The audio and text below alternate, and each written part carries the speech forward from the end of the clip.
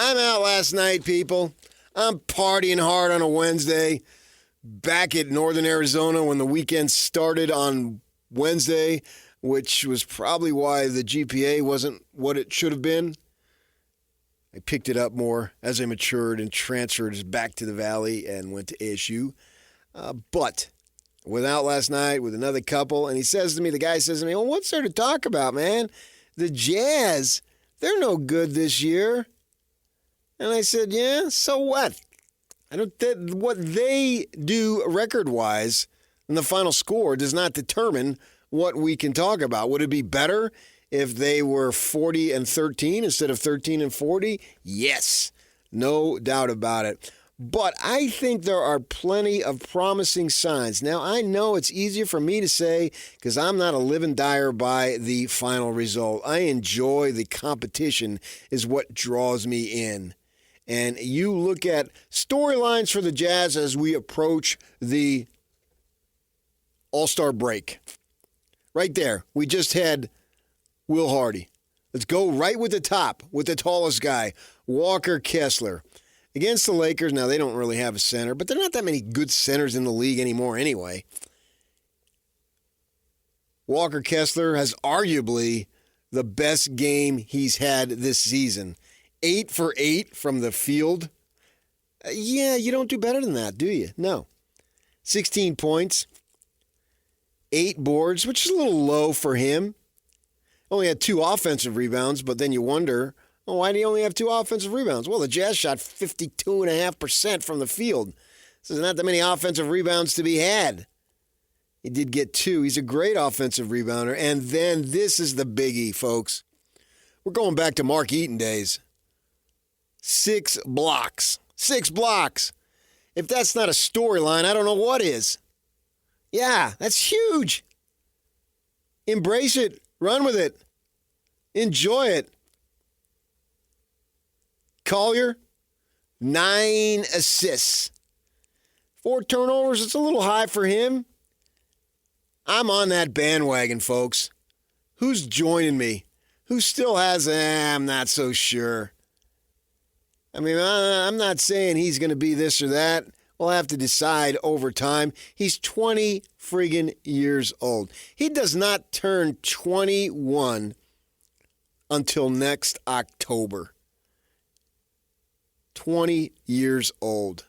So if you put it at that way, that's a storyline, is it not? I absolutely think it is.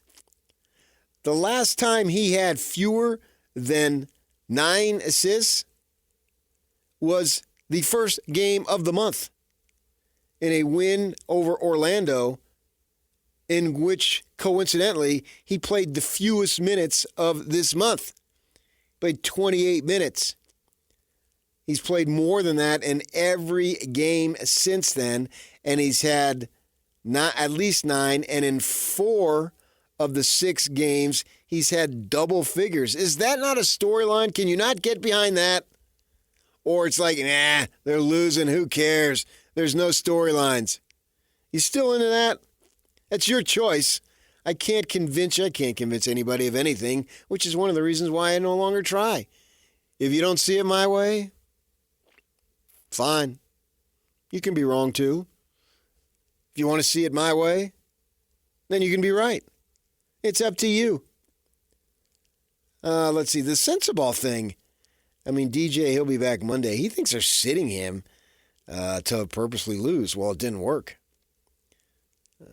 Cody Williams, that's a big old incomplete, is it not? All I can think is he's not ready to perform at this level. He's too skinny. He had 3 steals. He's just been getting minutes here and there. Now, George had one of his better games. I don't know what to think of him. He shows promise, 7 of 12, 10 assists, so he's passing the ball, 7 boards. I can argue that he had his best game of the season.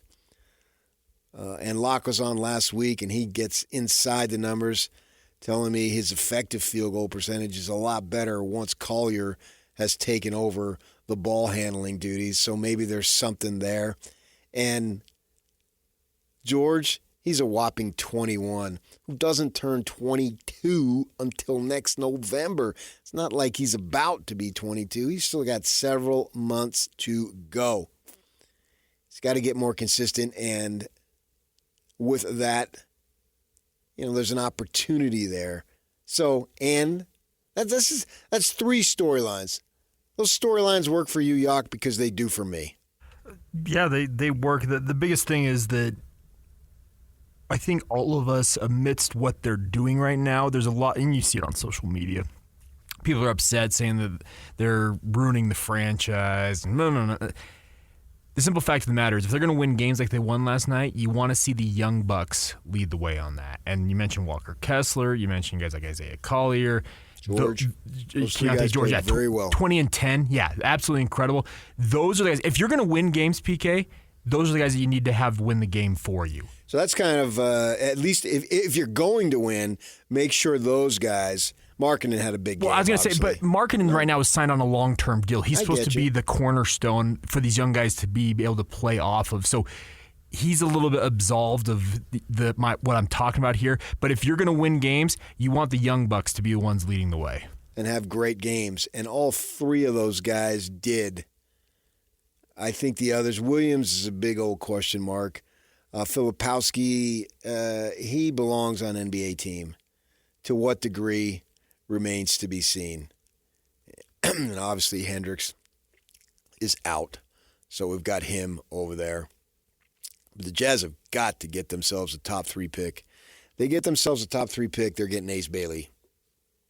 And I think at worst, you're getting Ace Bailey. At worst. The kid out of Rutgers, 6'10", skinny, but got a lot of ability. Go watch him play. And he'll come out after his freshman year. You got something right there. He can, and then if Hendricks can develop, and you got as long and athletic guys up front with Kessler anchoring the middle, you got something there. Now you're going to have to be patient, and I know your patience are wearing thin. I get it. I understand it. I'm with you, but I think there's some sunshine among the clouds. That's all I'm saying, people. Sunshine among the clouds. Now, when you tell your friends, your wife, whoever it may be, that you listen to PK today and they say, what was he talking about? He's talking about the Jazz. You going to work right now? And what would he say? He said, there's sunshine among the clouds. Think about this, people. Stay with me for a minute, would you please? As I morph into my Mr. Rogers voice. There is, my friends. The sun is always out. It's just sometimes you simply can't see it, but it is there. It's like your faith in the Almighty. Have you seen him?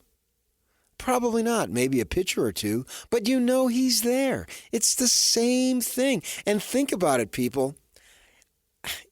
I have fun with this on the religious topic. I like to poke Yawk and DJ, 2 very, very religious individuals.